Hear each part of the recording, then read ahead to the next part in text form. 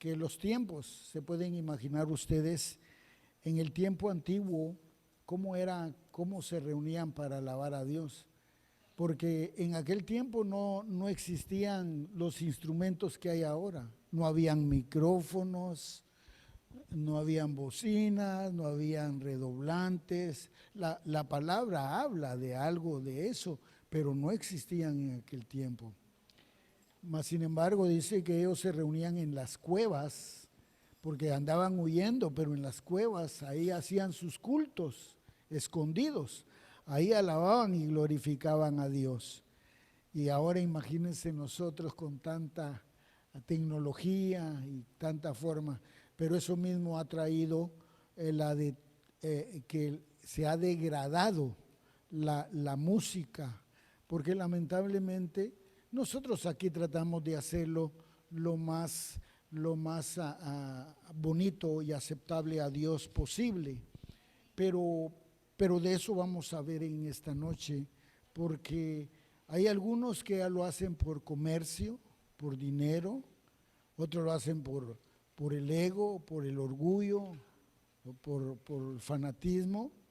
Incluso las iglesias se han involucrado, ya tienen sus fans, sus cantantes predilectos, y se ha perdido totalmente aquella armonía cristiana espiritual que había. Que Dios nos ayude, hermanos, y que nosotros siempre en estos últimos tiempos, ya que falta poco, podamos sostener la sana doctrina y una sana interpretación y dedicación en la alabanza.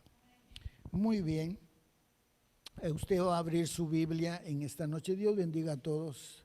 Dios bendiga a nuestro hermano Gerardo, que él siempre no falla, está con nosotros. Lo miramos algo triste ya, pero no, hermano,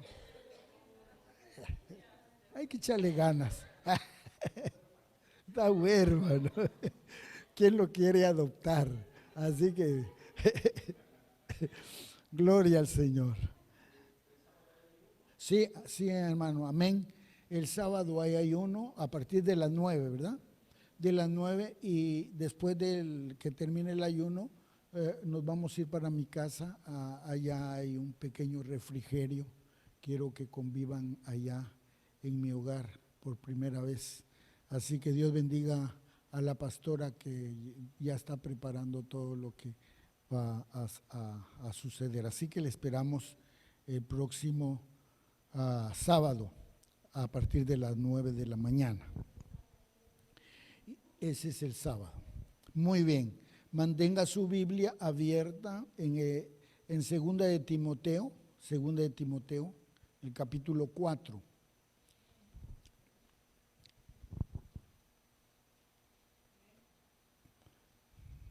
Gloria al Señor. Dios bendiga a todos. Gracias por estar orando por mi padre, por mi papá. Él está muy delicado. Él ya tiene 95 años. Yo entiendo que el cuerpo se deteriora y fácilmente pueden llegar complicaciones, y él tiene complicaciones ahora con sus riñones, pero confiamos en el Señor, aunque somos optimistas al saber de que él ya está muy grande, y como me dijo él cuando hablamos, yo estoy listo y acepto lo que el Señor quiere conmigo. Lo que siento son ustedes, dice, porque ya no me van a ver, pero espero que lleguen también ustedes. Así que él está preparado. Yo creo que todos conocen a mi papá y yo honro su nombre. Es un hombre que nunca le vi, oí decir una mala palabra.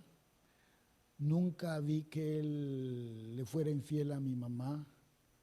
Siempre él estaba en los cultos, siempre desarrolló sus privilegios con alegría, y él es el único que está dentro de la parentela, en la parentela de él, en la siguiente parentela.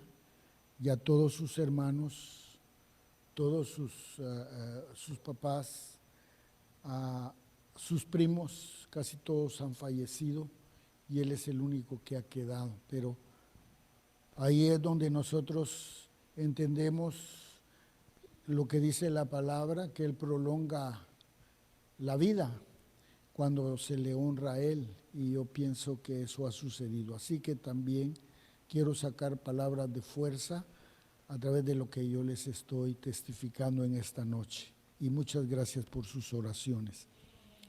Segunda de Timoteo, capítulo 4.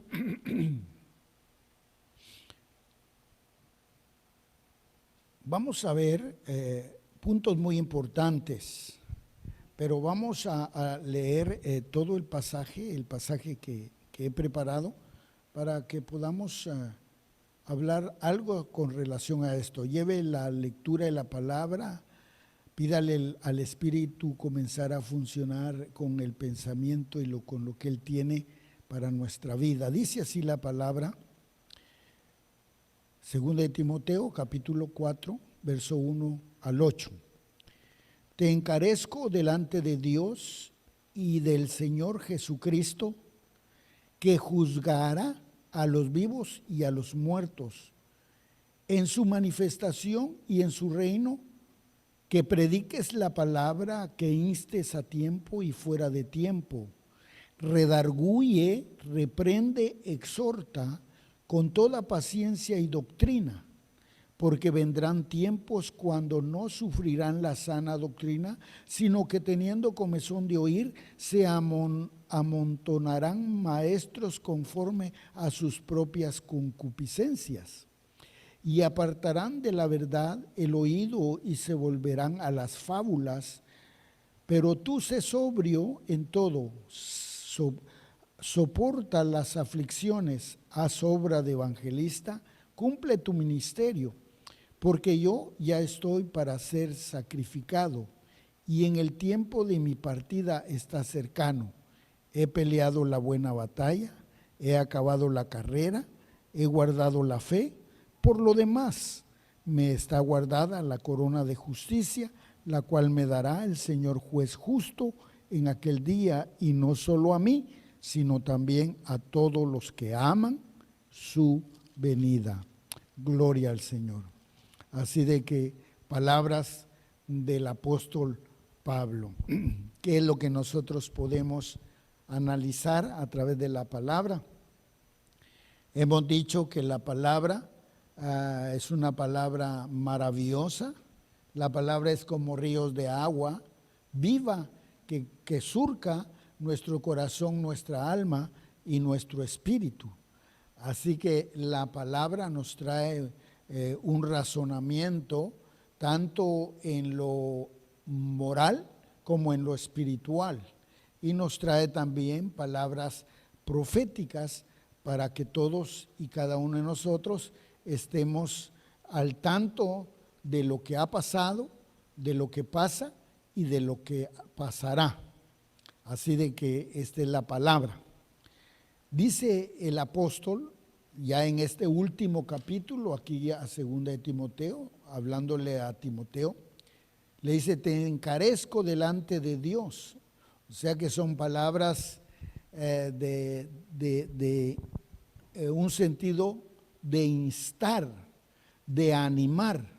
Está animando a uno de sus consiervos, a uno de sus hermanos, a uno de la misma familia, de los que fueron llamados para poder predicar la palabra. Mas, sin embargo, ahí le está diciendo, te encarezco delante de Dios.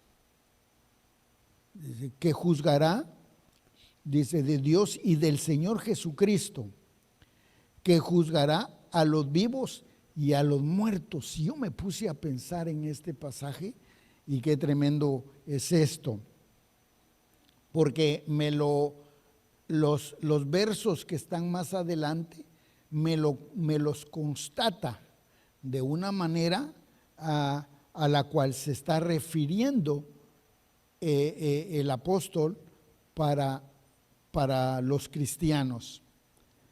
Lo importante de esto es que Pablo le está diciendo algo a Timoteo, se lo está diciendo, delante de Dios y delante del Señor Jesucristo, ¿verdad?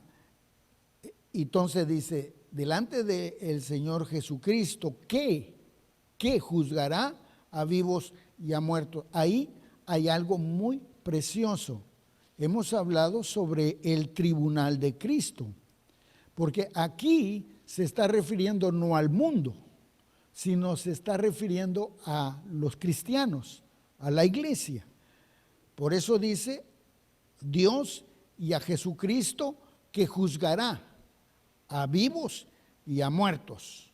O sea que la palabra es para cristianos y no para el mundo. En su manifestación y en su reino. O sea que Él juzgará a los vivos y a los muertos. Dice en su manifestación y en su reino.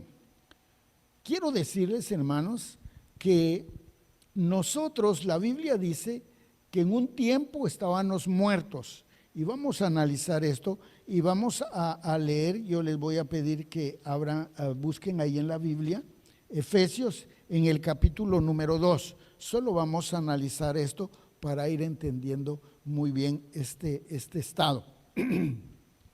Dice en el capítulo 2 de Efesios y verso 1, y Él os dio vida. Él dice, y Él os dio vida.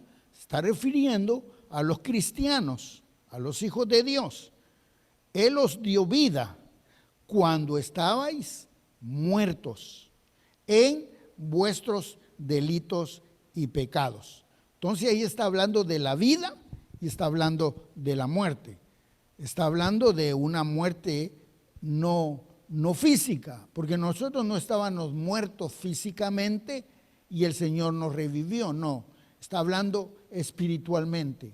O sea que estábamos muertos en nuestros delitos y en los pecados, estábamos muertos en el sentido carnal, pero Cristo vino y nos dio vida a través de el derramamiento de su sangre, porque su sangre borró nuestros pecados. Pero mire bien, si nosotros vamos allá al Antiguo Testamento, al principio, en el libro de Génesis, nosotros nos damos cuenta que Dios puso a los primeros dos seres humanos en un jardín, en el jardín del Edén. Sabemos muy bien esa historia, una historia muy bonita, pero una historia muy doliente. Una historia muy bonita por lo que pasó, y muy doliente también por lo que sucedió de ahí en adelante. Gracias a Dios porque ya con nosotros hemos alcanzado la salvación y dejamos de estar en ese estado pecaminoso en el cual cayeron los primeros humanos, en este caso Adán y Eva, a lo que nosotros hablamos nuestros primeros padres. Nosotros sabemos la historia y sabemos que desde el principio Satanás buscó la manera de querer destruir al ser humano, porque podemos analizar lo siguiente, que Satanás engrandeció una gran ira en su corazón, en su vida, Satanás. Por eso es que él se lanza con furia. ¿Pero por qué? Porque él era furioso, porque él era de esa naturaleza. Definitivamente no, porque Satanás era un ángel, era un querubín, dice la palabra. Y ese ángel querubín quiso usurpar el lugar de Dios, quiso hacerse Dios. Y esa fue la razón por la cual él cayó en pecado. Por eso recuérdense que la vida es muy tentativa. Y si aún la palabra dice que si viene un ángel con un evangelio o con una palabra diferente, no le escuchéis. Esto me da a entender que en el sistema angelical, en el sistema espiritual angelical, también los ángeles corren ese riesgo de caer, de perder todo lo que hay preparado para ellos. Eso es lo que yo entiendo. Satanás perdió, pecó, e incluso pecaron la tercera parte de ángeles, porque cuando él fue enviado, él cayó, fue enviado a la tierra, dice que arrastró con la tercera parte de ángeles, lo que ahora nosotros comprendemos y entendemos que son los demonios, ¿verdad?, que se mueven, esos espíritus inmundos. Así que se mueven espíritus de Dios y espíritus de Satanás.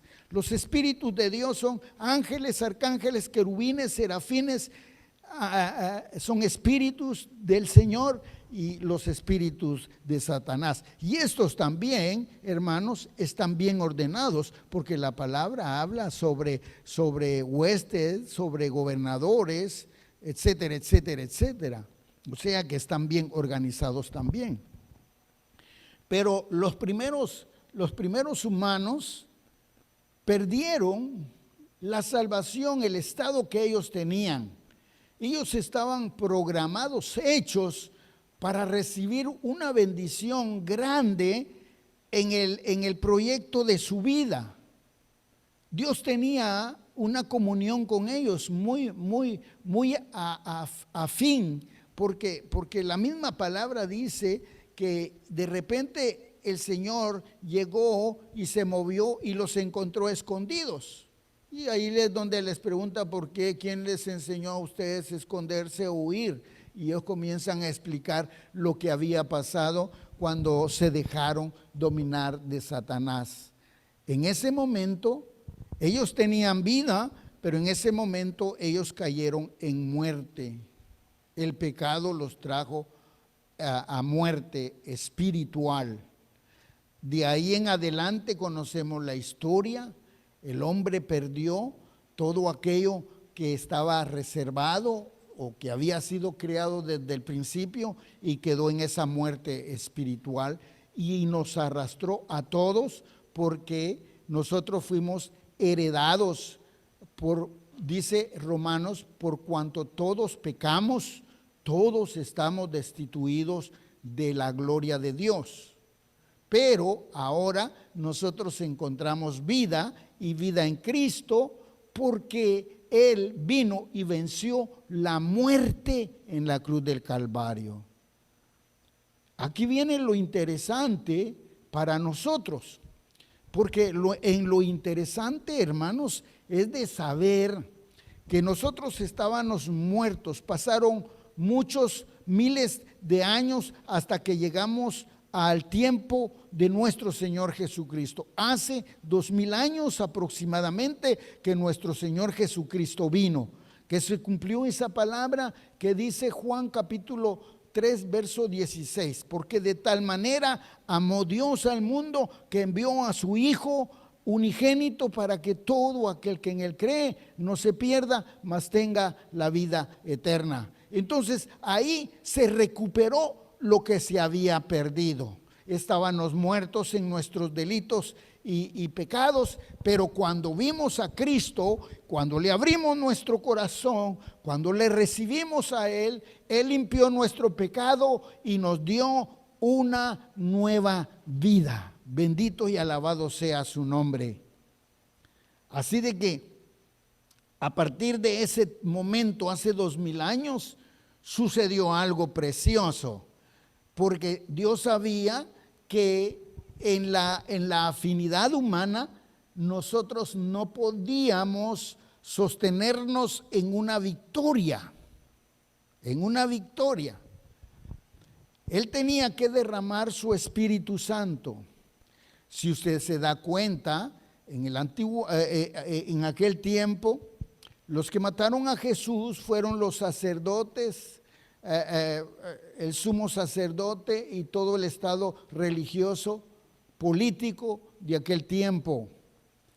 Pero ellos no entendieron, porque ellos estaban esperando al libertador, al Mesías.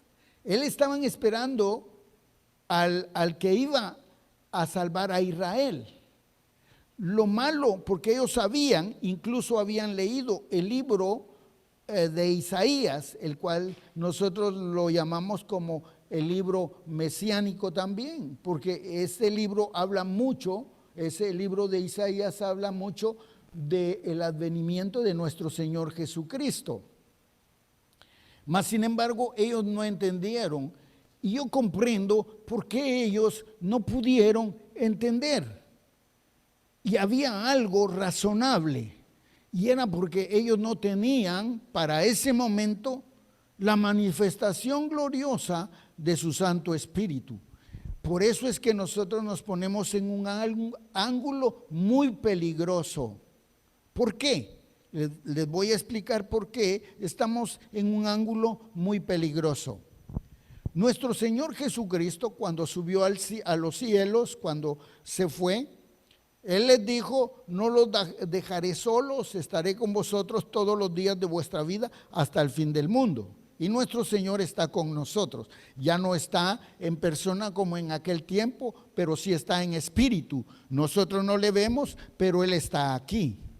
Es el único ser supremo, maravilloso, que tiene esa facultad de ser el Dios omnipresente. Él puede estar aquí como puede estar en todo lugar donde le alaban y le glorifican. Es el único maravilloso Dios que puede estar.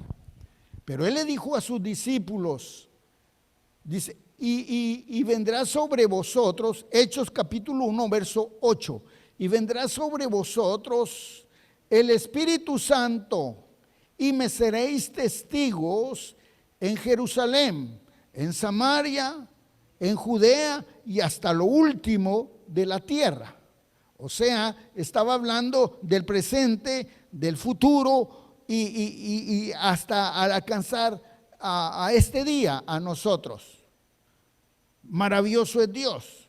Entonces Él dice: y derramaré y enviaré al Espíritu que esté sobre vosotros. ¿Por qué, hermanos? Porque el único agente glorioso que puede darnos a nosotros el poder, la facultad sobrenatural, es el Espíritu Santo.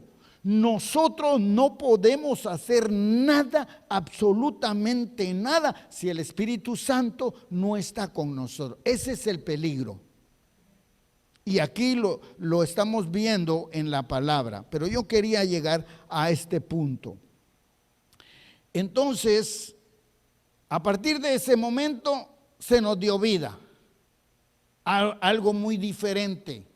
Y en esa nueva vida, el Espíritu Santo es el que nos apoya. Ahí está con nosotros, nos redarguye, hace que nosotros caminemos, hace que nosotros nos apartemos del mal, y está siempre allí. Por eso la Biblia dice, ponga atención, la Biblia dice que el único pecado imperdonable, que Dios no lo puede perdonar ni en este siglo, ni en el venidero, ni nunca más, es la blasfema contra el Espíritu Santo. Y es lo que está sucediendo en el pasaje que nosotros vimos. Por eso tenemos que tener mucho cuidado, porque también hay mucho riesgo. Y esa es la tristeza que a mí me da, porque no veo muchos hermanos que pudiendo estar, no lo están. Ese es el dolor que me da, porque yo quisiera como familia que todos llegáramos al final de la carrera y obtener la salvación de nuestras almas, porque esa es nuestra lucha. Esa es nuestra lucha. Ustedes han venido acá no porque yo los voy a salvar, de ninguna manera. Yo los veo a ustedes y no me apoyo con ustedes porque ustedes no me van a salvar. El único que salva es nuestro Señor Jesucristo. Y lo que Él quiere en esta vida, que nosotros caminemos bajo su palabra, en sus mandamientos, atesorando en nosotros lo que Él ha declarado para una mejor vida y una vida en avivamiento. Gracias por ustedes que están aquí en esta noche.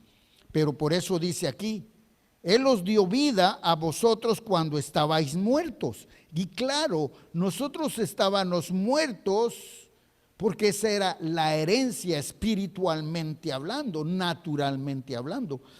Estábamos muertos en nuestros delitos y pecados. ¿verdad? Pero Él nos dio vida. Él nos dio vida. Ahora nosotros tenemos vida y gracias a Dios por ello. Yo siempre pienso y digo gracias, Señor, porque si yo hubiera seguido en el mundo en el cual yo me movía, yo definitivamente estuviera muerto.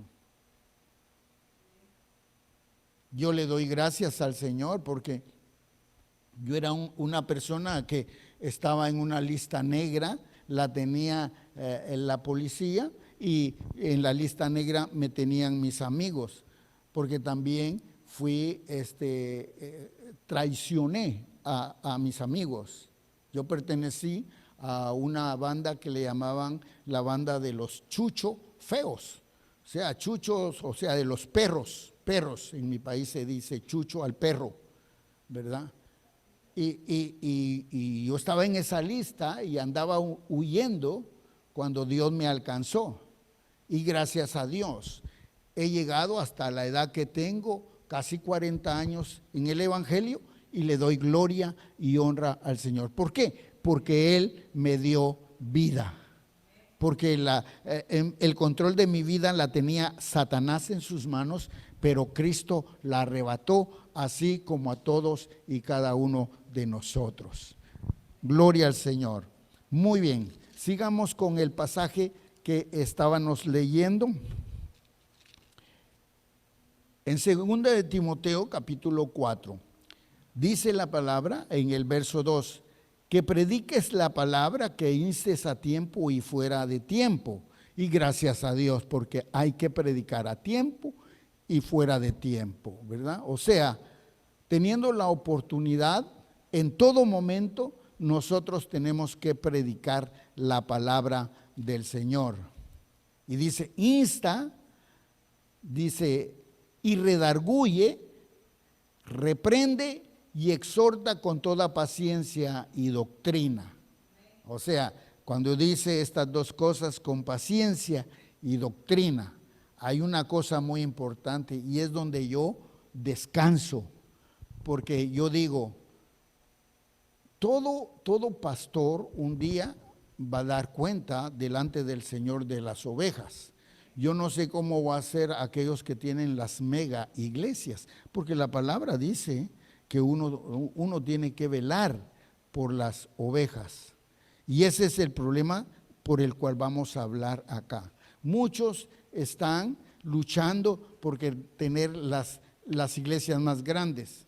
La mentalidad que hay veces viene sobre esto es tener mejores finanzas, entrar mejor dinero, ser populosos, etcétera, etcétera, etcétera. Por eso caemos en las fábulas las cuales habla la palabra. Es mejor, me recuerdo que cuando se hablaba de la iglesia más grande en Corea, que la pastoreó, en la que se cambió el nombre, era el pastor Paul Jung-Chu, el coreano. Su iglesia era grande, es cierto, pero él tenía 800 copastores que hacían el trabajo y que tenían sus células. Y que en la obediencia era que en un día se juntaban unos y otros y tenían una montaña de oración. Y allá se iban. Porque yo me puse a pensar, un solo hombre no puede tener muchas personas bajo su imperio, o su poder, o su enseñanza. Tiene que tener aliados.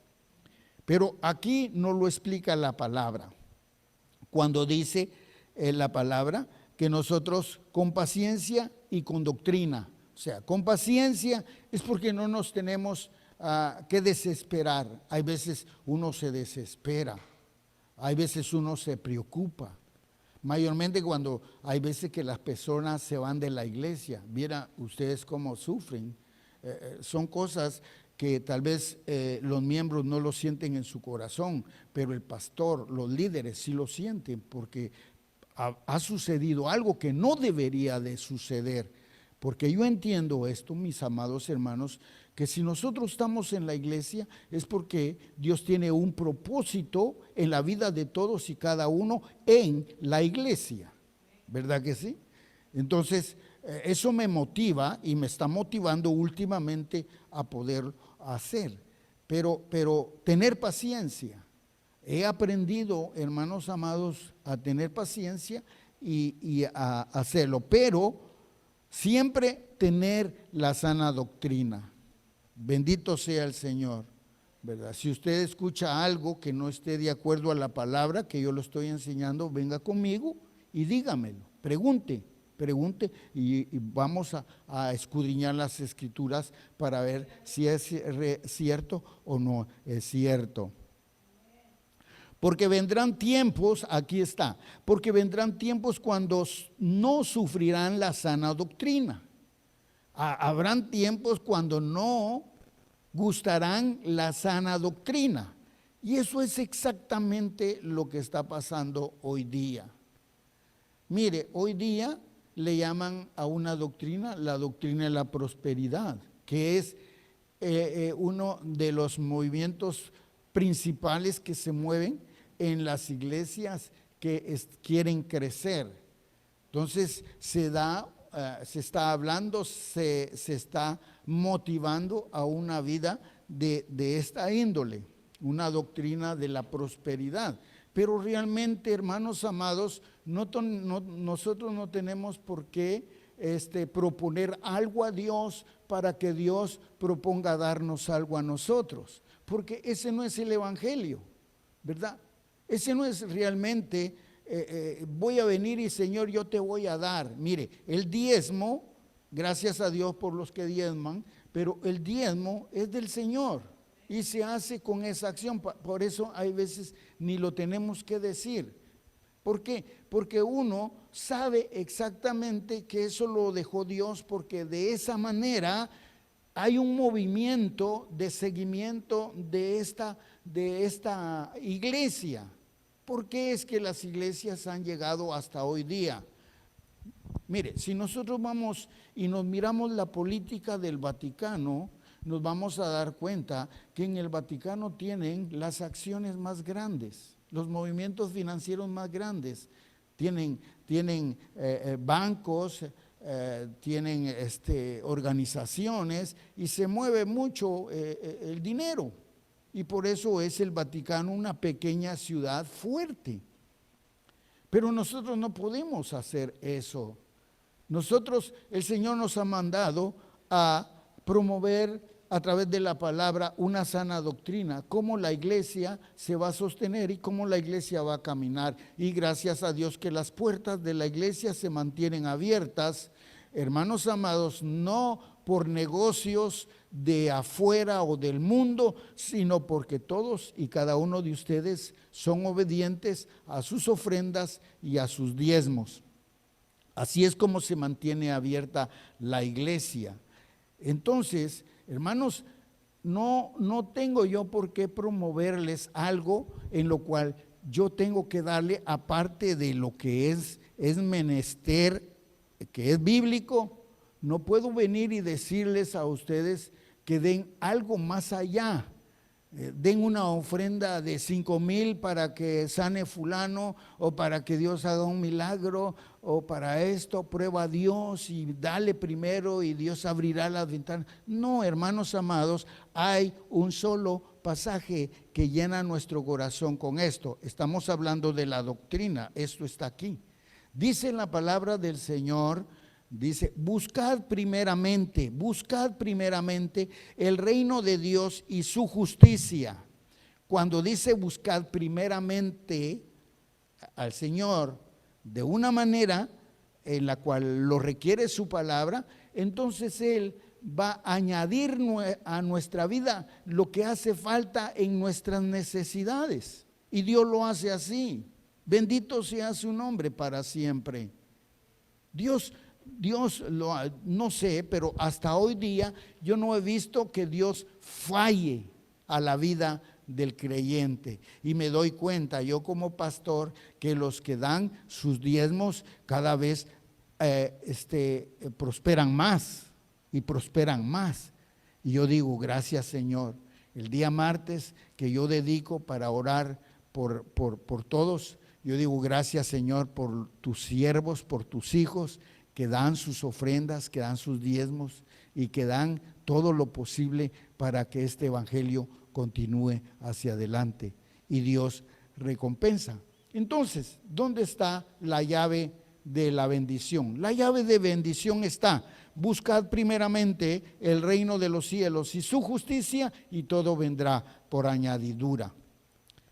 Porque vendrán tiempos cuando no sufrirán la sana doctrina, sino que teniendo comezón de oír, se amontonarán maestros conforme a sus propias concupiscencias.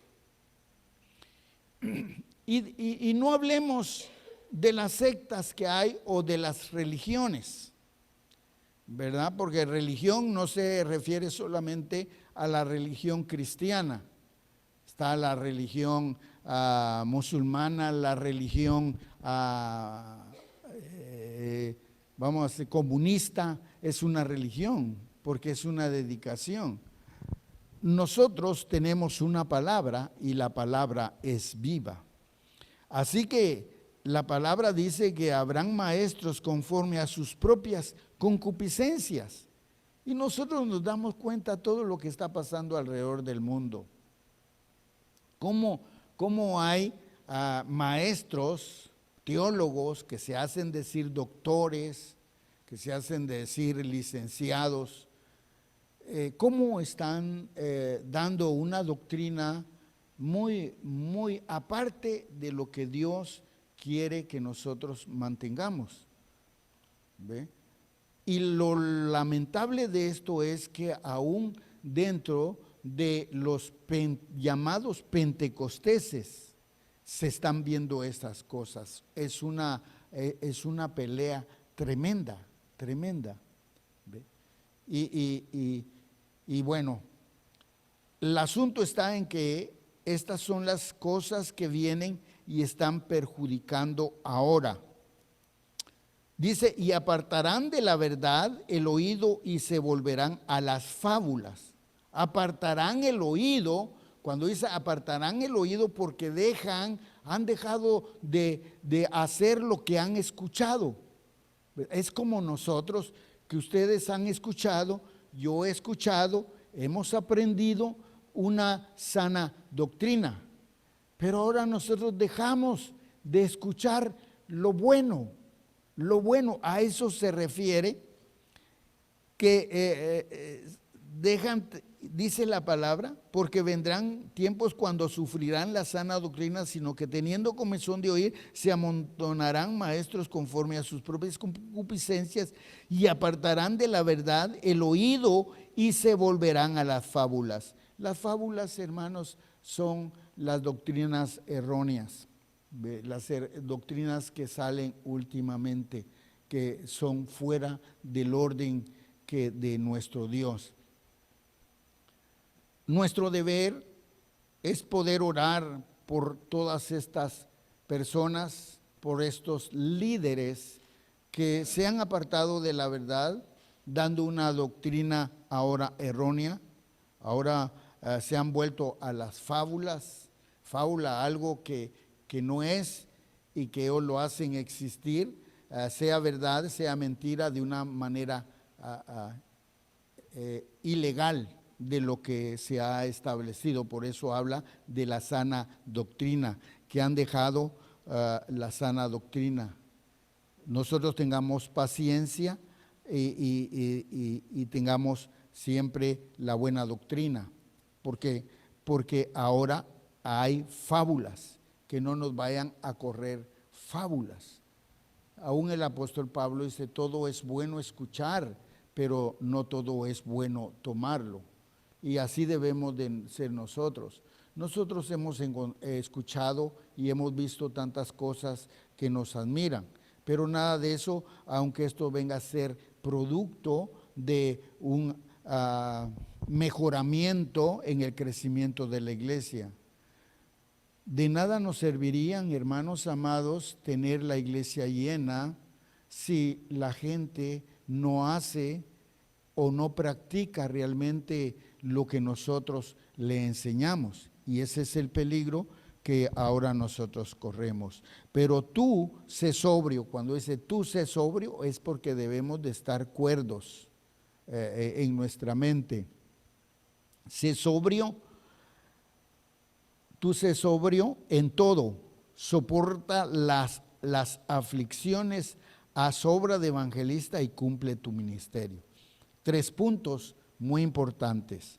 Primero, dice, sé sobrio, ¿verdad? Que nosotros siempre estemos de la manera mentalmente hablando, haciendo las cosas correctas, porque todo viene de nuestra mente, de nuestros pensamientos, de ahí viene. Recordemos que Satanás siempre va a estar cultivando cosas diferentes en nuestra vida para que nosotros hagamos cosas y nos extraviemos. Esa es una lucha que hay en nosotros como cristianos. Entonces tenemos que ser sobrio en todo, dice la palabra, en todo, en todo. Sobrio en nuestra manera de vivir, sobrio en nuestra manera de alabar, sobrio en nuestra manera de desarrollarnos en la iglesia, sobrio en medio de la sociedad, etcétera, etcétera, etcétera. Nosotros somos cartas abiertas al público, al mundo, porque el mundo tiene la mirada puesta en nosotros. Y recordemos, hermanos amados, que si algo tiene el diablo, el Espíritu de Dios se mueve en nuestro corazón, pero el espíritu del diablo se mueve en la mente y en el corazón del mundo. ¿Ve? A nosotros nos provoca el Espíritu Santo cosas buenas, cosas diferentes, bendiciones, ¿verdad? Que nunca le han llegado un hermano y decirle, Dios te maldiga, ¿verdad que no? Nosotros decimos, Dios te bendiga, bendiciones. Entonces, que tengas bonito día, pasa feliz noche, o sea, todo es ya en un orden positivo, porque el Espíritu de Dios está con nosotros. Pero los que tienen el espíritu del diablo andan maldiciendo. En la calle, ay, hijo de aquí, hijo de allá, ay, y qué tremendo, ¿verdad? La maldición. Pero ya en nosotros no existe eso. ¿Por qué? Porque ya estamos sobrios. Nosotros hacemos las cosas conforme nos conviene y el Espíritu Santo siempre nos ayuda. Por eso ahora nosotros estamos en vida. Al principio lo dice la palabra, que va a juzgar a los vivos y a los muertos. Y quiero volver a subir después que yo termine acá, porque hay algo importante. Dice, sé sobrio en todo, soporta las aflicciones, o sea, que van a venir momentos difíciles cuando el enemigo va a tratar la manera de tumbarte, de hacer sentirte mal, y no faltará. Y hay veces el enemigo utiliza a las personas para que nosotros, para que ustedes se sientan mal, para que sientan aflicción, pero que en medio de todo eso nosotros siempre sepamos pelear la buena batalla, soportando las aflicciones. Y el otro dice, y haz la obra de evangelista. Son cosas que las miramos extremadamente y decir, bueno, vamos a sufrir, vamos a tener aflicción, pero recordemos que la está dando el Señor inspirado, el Espíritu Santo a Pablo. Pablo fue un siervo que vivió bajo cadenas, él siempre estuvo prisionero, él fue esclavo, él siempre se mantuvo con, ¿cómo le llaman a las personas que cuidan a uno cuando pasa de un país a otro por tierra? Le llaman, bueno, son guardianes, lo cubren a uno para que no le hagan nada, tienen su nombre, pues igual era Pablo. A Pablo lo tenían que resguardar, el gobierno siempre le ponía a alguien cerca para que no le hicieran daño. Pero más sin embargo en algunas oportunidades él se encontraba en prisión, lo vituperaban, lo golpeaban, al extremo que al final vamos a ver de que él murió sufriendo. Pero dice, que hagamos la obra de evangelista. ¿Cuál es la obra de evangelista? ¿Qué es? El evangelista es el que habla del evangelio. Esa es la obra del evangelista, ¿verdad? No de aquel que se va a parar. Nosotros damos el título a un predicador de evangelista, pero realmente evangelistas somos todos y cada uno de nosotros, porque usted puede predicar y hablar de la sana doctrina, de la palabra de Dios a todos y cada uno de los cuales usted tenga la oportunidad de hacerlo. Eso es lo que dice la palabra. Porque yo ya estoy para ser sacrificado. Mire lo que dice. Yo ya estoy para ser sacrificado, dice el apóstol. O sea que él iba a pasar momentos terribles también para morir. Y el tiempo de mi partida está cercano. Cosas que nosotros no podemos declarar ahora en nosotros. Porque no voy a decir, hermanos, yo ya tengo tantos años, ya me acerco, ya voy a ser sacrificado, ¿verdad? Más bien voy a ser bendecido, porque es una bendición pasar de muerte a vida, de una manera cual hacemos ahora en nuestra vida. Pero hay personas en nuestro tiempo también que están muriendo a causa del evangelio. Los misioneros allá en África, en esas regiones del Medio Oriente, a esta hora están muriendo muchos predicadores, muchos evangelistas, muchas personas que predican la palabra del Señor. A eso se refiere porque ya estoy para ser sacrificado y el tiempo de mi partida está cercano. Ahí está, he peleado la buena batalla. O sea que en la vida, hermanos amados, hay una batalla. Ustedes y cada uno tienen su batalla. Tenemos la batalla en nuestro hogar, tenemos la batalla en la calle, en nuestro trabajo, aún en la iglesia, porque la vida del cristiano está llena de batalla. ¿Por qué, hermanos amados? Porque la práctica del evangelio es un evangelio sobrenatural poderoso donde hay oposiciones y las oposiciones son terribles y grandes. Si nosotros supiéramos los planes terribles que hace Satanás y los demonios, ¿ustedes creen que a estas alturas ya no nos hubieran destruido, desmenuzado? Solo ahí nosotros podemos darle la gloria y la honra a nuestro Dios, porque en medio de nuestra batalla, podemos decir nuestra batalla, pero realmente es nuestro Dios que está en medio de nuestra batalla para librarnos de todas aquellas cosas que nos pueden perjudicar a nosotros, nos pueden hacer bajar la guardia, o el enemigo viene para querernos desmenuzar. Si nosotros no estuviéramos salvaguardados y cubiertos con la sangre de Cristo, y si no tuviéramos el sello del Espíritu Santo, y si nuestro nombre no estuviera inscrito en el libro de la vida, ya hubiera venido este ser terrible, ya nos hubiera destruido, pero la sangre de Cristo está sobre nosotros y nos cubre.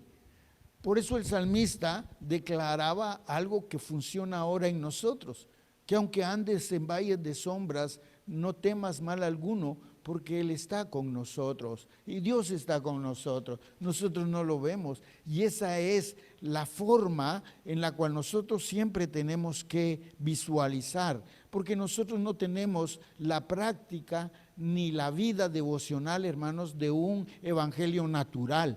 Nuestra vida, nuestra práctica devocional es a través de un evangelio sobrenatural, poderoso en Cristo Jesús.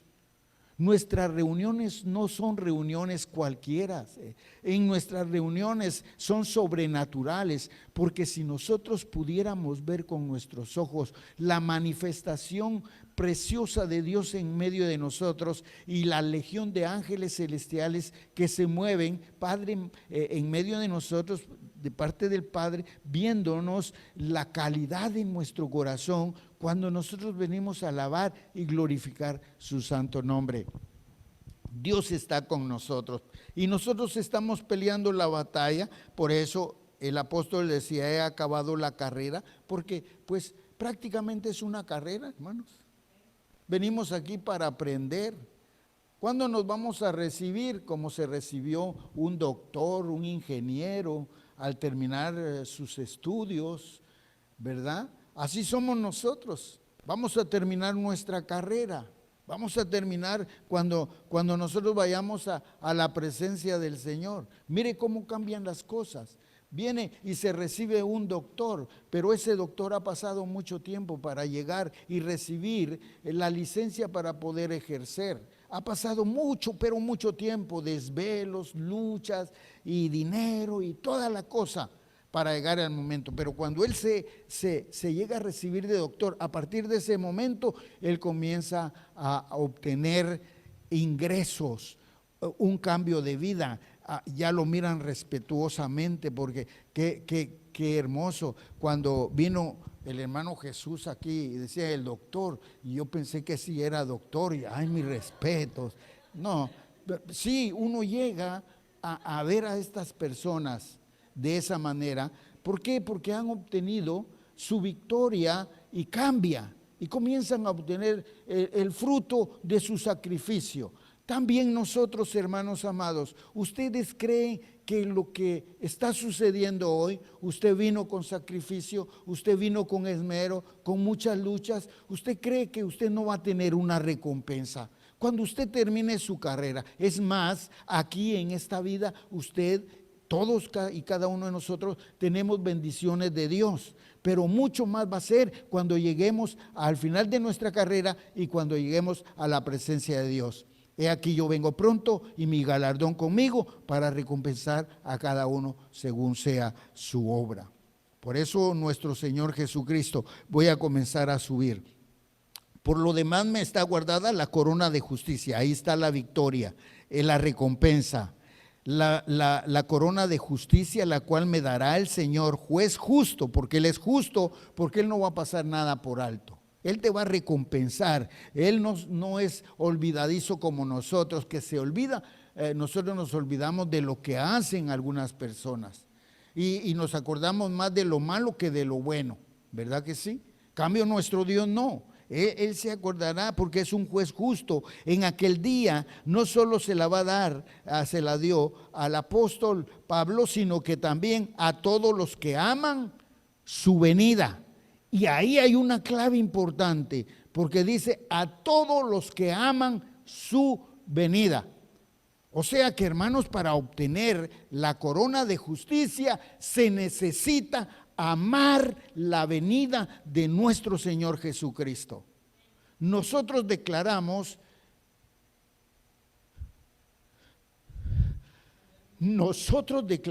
hermanos, que Cristo pronto viene. Pero no debemos de decirlo solamente de labios, sino que tenemos que engendrar en nuestro corazón, en nuestra mente, el gozo, la alegría, porque eso va a ser algo tremendo, algo alegre, hermanos amados. Esperar con gozo, con amor, la venida de nuestro Señor Jesucristo. Pero muchos no están esperando, se habla mucho, pero se acordaron ahorita y más al rato ya no se acuerdan de que realmente Cristo viene. Entonces dice, no solo a mí, sino también a todos los que aman su venida. Ahora bien, te encarezco delante de Dios, del Señor Jesucristo, que juzgará a los vivos y los muertos en su manifestación, en su reino.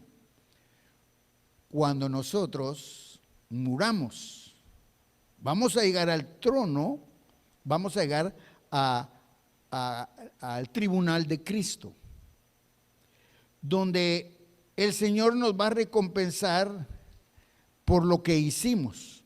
Y dice a vivos y a muertos. Ahora, si usted va al libro de Apocalipsis en el capítulo número 20 y por el 15 dice, y vi a los muertos grandes y pequeños de pie ante el trono de Dios.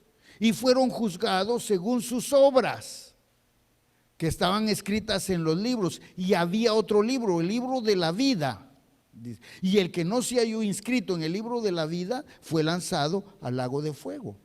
Pero fueron juzgados, dice, según las cosas que estaban escritas, según lo que estaban, pero habla de muertos.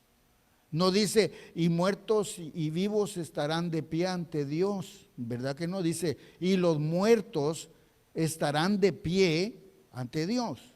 Entonces, ya el mundo, habrá parte de este género humano, hermanos amados, que no tendrán el proceso que nosotros vamos a tener. Ellos pasarán al trono blanco, donde van a ser juzgados por sus hechos, por sus pecados, y ahí es la asignación al lugar donde tienen que ir a sufrir. El más terrible es el lago de fuego, es el infierno. ¡Qué terrible! Cosas que, bendito Dios, nosotros ya nos salvamos de ello. Pero recordemos que de todas maneras nosotros vamos a estar ante el tribunal de Cristo para declarar, para que se nos declare cosas buenas y cosas malas. Por eso es bueno, hermanos amados, estar siempre consciente, como somos humanos, no somos perfectos, en nuestra imperfección, reconocer cuando cometemos un error, cuando estamos mal, y correr al altar de la oración y decirle: Padre, yo necesito que tú me limpies, que me perdones, porque yo quiero estar contigo en el trono de tu gloria, en el reino. Por eso la palabra que estamos leyendo acá, hermanos, dice: en la cual de Dios y del Señor Jesucristo, que juzgará a los vivos y a los muertos en su manifestación y en su reino. Entonces allá, hermanos amados, la palabra no la tengo ahorita y también ya no hay tiempo. Dice que algunos serán salvos por fuego según lo que haya hecho, pero perderán muchas de las cosas que estaban previstas para sus hijos. O sea, que lo que nosotros hagamos hoy no lo destruyamos mañana, o lo que vamos a hacer toda nuestra vida al final sea destruido, porque el cristiano corre el riesgo de perder su salvación. Por eso hoy más que nunca démosle la gloria y la honra a Dios. Este pasaje nos da a entender que vivimos tiempos de los cuales Pablo declaró acá, y no tenemos por qué esperar más, sino que tomar la sana doctrina, apartarnos de las fábulas, servir al Señor con todo nuestro corazón, limpiándonos nuestra conciencia, haciendo la obra de evangelista y amando la venida del Señor con todo nuestro corazón. Amén.